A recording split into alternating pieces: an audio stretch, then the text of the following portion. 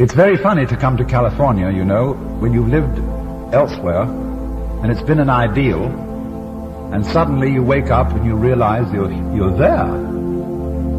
You know, you're on vacation. You've got there. And everybody else envies you. And so we have to learn how to be there, or rather to be here.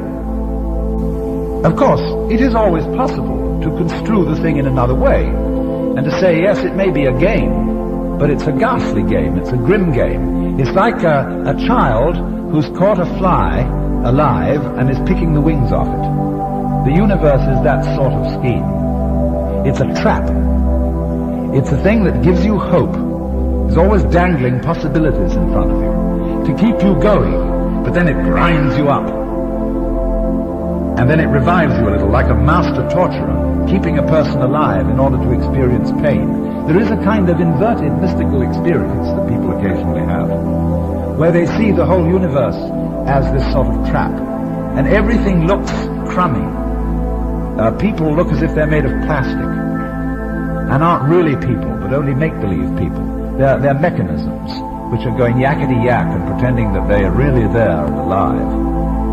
And everything looks as if it were made of patent leather or enameled tin, and just nasty, dead scene. That's the inverted mystical experience. And one might ask, well, you could take that view too. And here you come to what Albert Camus said. The fundamentally important philosophical question is whether or not to commit suicide. Now, this is the real question.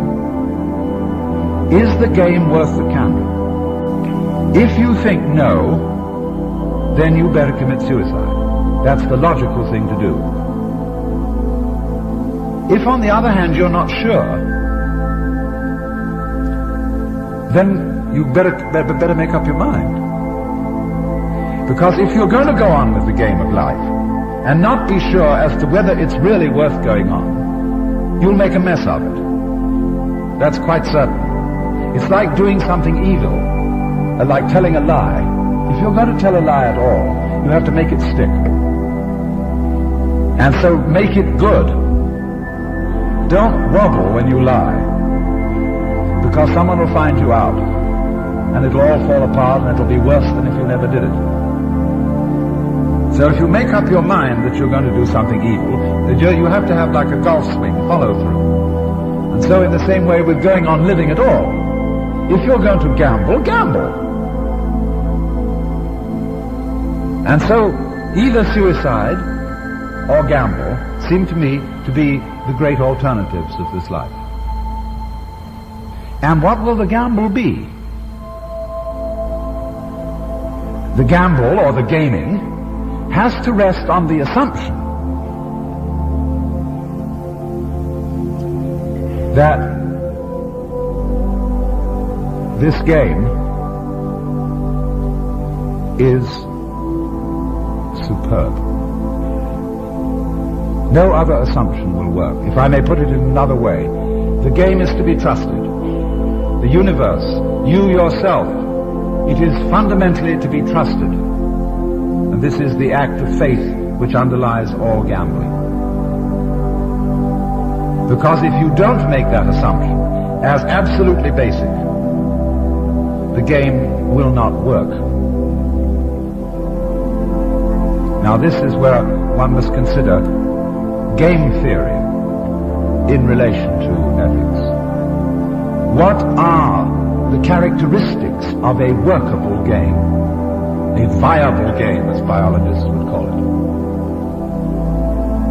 A game that is worth the candle. First of all, the game must involve an optimal combination of skill and chance, or we might say order and randomness. Where a game is pure chance, it loses interest. Let's just think of tossing coins. The chances are 50-50 always, that it will be either heads or tails. And this becomes very boring. one wants to cheat a little to liven it up, and so introduce a bit of skill. But where a game depends on pure skill, and especially a very complex kind of skill, it becomes too tiresome. So you could put at opposite ends of a spectrum of games, say tossing coins or tic-tac-toe or something very simple, which is mostly chance, because tic-tac-toe, when you know how to play it, reduces itself to that you either win or draw if you get the first move. At the other end of the scale, a highly complex game like, well, I've suggested three-dimensional chess, but just imagine three-dimensional Go, where you would play on 8 boards to give yourself a cube to play in, or whatever number of boards. Go would be more than that, wouldn't it? But you would be in such a complex thing that you'd just lose track of it. Eventually, the game would just become totally confused for most people. So we get optimal games in the middle, like bridge, or poker, or checkers, or chess, where there is this interplay of skill and chance. So we look for this optimal point, where there is a risk, there must be a risk, there must be chance, it mustn't all be predetermined, because any game where the result is known is not worth playing. That's to say, when in chess the players suddenly realize that white is going to mate in 5 moves, they abandon the game and say, let's begin again. And so in life, that's why a lot of people don't like going to fortune tellers. They don't want to know the future. If I know exactly what's going to happen to me, in a very real sense, I've had it.